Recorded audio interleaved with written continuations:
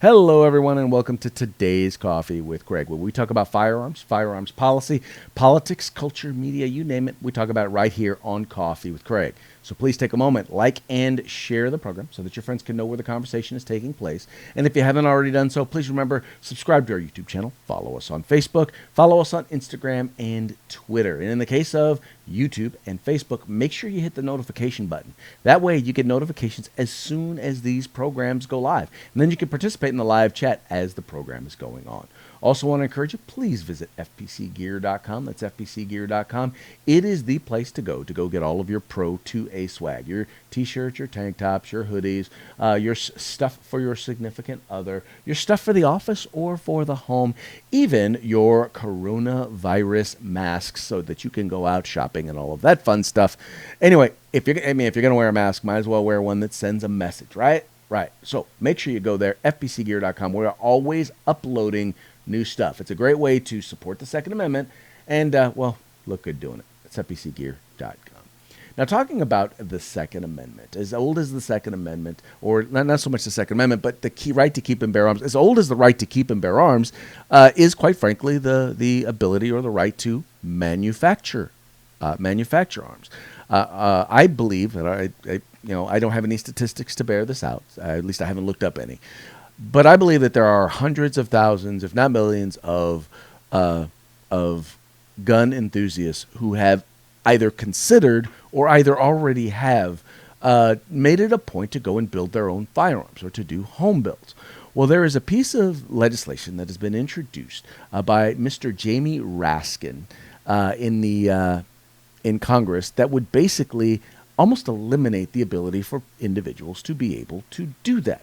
Now, that bill is H.R. 7468, or what we call the home build ban. And it's important for us to know exactly what is in this, because I promise you this is not the first time that something like this has been attempted, and we'll talk a little bit about that, but I'll also guarantee you that it won't be the last time that a piece of legislation like this is introduced. So it's important that we understand exactly what is going on or exactly what it is that they're trying to do. So let's get into that real quick. All right, so first of all, let's look at what the bill does. There's Mr. Raskin. H.R. 7468 bans all home-built firearms and criminalizes the possession of firearm manufacturing devices. All right, now let's take a look at exactly what those devices include. So let's move on. So what they're looking at doing is actually bans the possession of any firearms manufacturing device. Includes CNC mills and 3D printers. Now, the first thing I realize probably that you're asking yourself is, well, but wait a minute. Those items are not just used to build firearms. In fact, most of the uses, whether it's a CNC mill or it's a 3D printer, have nothing to do with firearms. So why are they trying to ban 3D printers? Why are they trying to ban CNC machines? Well, the reason why they're trying to do it is because they don't know what they're talking about. See, you have these politicians who know nothing about firearms. They know nothing about firearms technology. They don't know anything about firearm culture. They know nothing.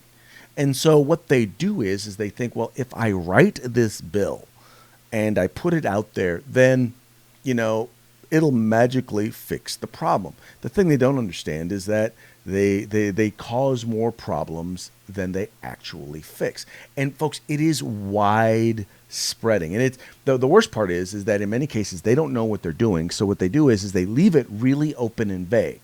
And they leave it open and vague, hoping that some unelected bureaucrat in some department somewhere will actually fill in the holes of the bad language that they have introduced. Now, just so you know exactly that I'm not pulling your leg, let's look at the actual language. Let's pull that actual language up. All right. So, first of all, it's in the definitions. It's a device designed or redesigned, made or remade, and intended to be used primarily to make or convert a product into a frame or receiver for a firearm. All right, so let's stop right there for a second. So you can say, well, you know, we're just talking about, I mean, they're not specifically referring to a CNC machine, right? No, they're not. They're not specifically referring to a 3D printer. But they're saying, and these devices are not necessarily designed to do this. But can they be redesigned? Can they be remade, right? Even if the initial machine is not intended, well, guess who gets to determine what your intended use is? Oh, you don't get to determine that. Not for the case, not for the purposes of this bill, not for the purposes of you going to jail. No, the people who get to decide this, well, is the government. They're the ones who get to decide what your intent is. But wait, there's more. Okay, and then we've got any combination of parts designed or intended for use in making a device described in subparagraph A, and from which such a device may be readily assembled. So in other words, it's not just owning one of these devices that makes it so that that puts you in danger. It's if you have any of the pieces. If you have all of the pieces that you could put together to make a CNC machine, to make a 3D printer that could potentially be used to make a firearm, yeah, you would then be turned into a felon. You could then be turned into a felon. And here's the thing. By not mentioning those specific things, what that means in the long run is this. It basically means that it could turn you into a felon for owning just about anything that the government claims could be used to make a firearm. Now, I want you to read that definition. I want you to read it. And I want you to tell me that that is not, in fact, the case. And I will tell you, if you don't believe that, you'd be kind of wrong. Now, this is nothing new, all right? The idea of readily convertible or readily assembled, well, we've dealt with that before. In fact, one of our most popular videos has to do with a bill that we dealt with in the California legislature, where I testified talking about them making bills, making firearms readily convertible. In fact, check this out real quick. Crime. Mr. Chairman, members of the committee, my name is Craig DeLuz. I'm here on behalf of the Firearms Policy Coalition in opposition. Quite simply put, AB 1673 defines items as firearms that are not firearms. In fact, the term that is used specifically in here has to do with the term can be readily converted. And I'll give you an example. This here is a block of aluminum. The only thing that separates this from being a firearm and that item over there is a CNC machine and the experience to know how to use it. By definition, it is readily convertible, and I would ask the author, where would you like us to put the serial number? Also, this is an unfinished lower receiver for an AK-47. As you can see, with the exception of some holes and divots, it's not dissimilar from a piece of sheet metal that one would pick up at Lowe's, pick up at Ace Hardware, or would pick up at Home Depot. So I would ask the author, are we going to have stations at every one of these hardware stores and require them to actually serialize this, because this is in fact readily convertible.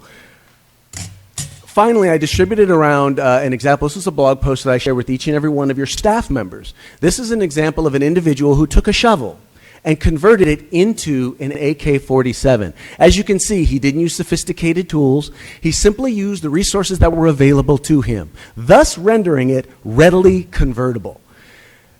I would ask the author once again, where would you like us on the shovel to put the serial number? This bill is grotesquely vague.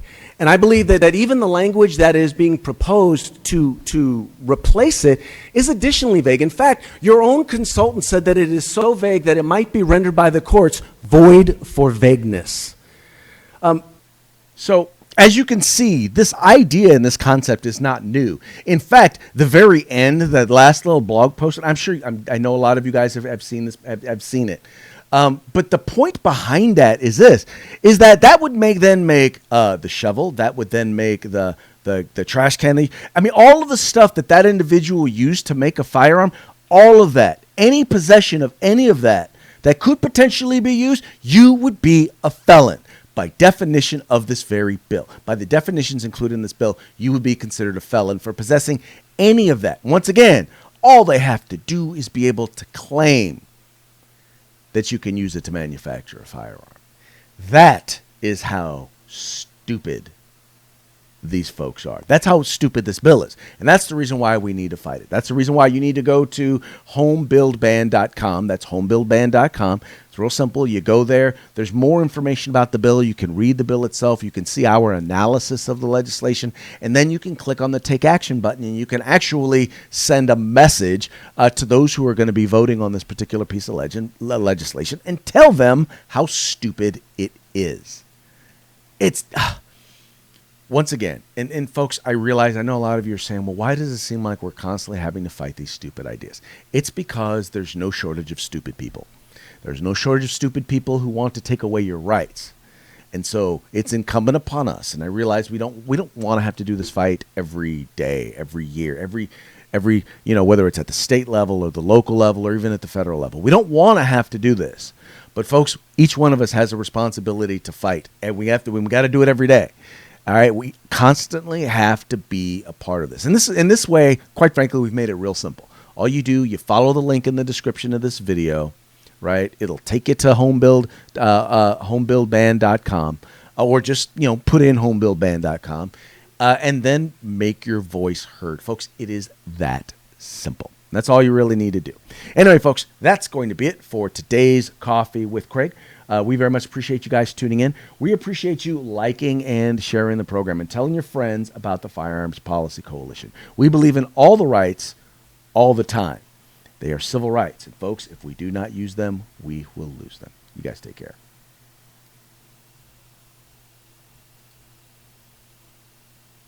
If you like our videos, follow, subscribe, like, and share.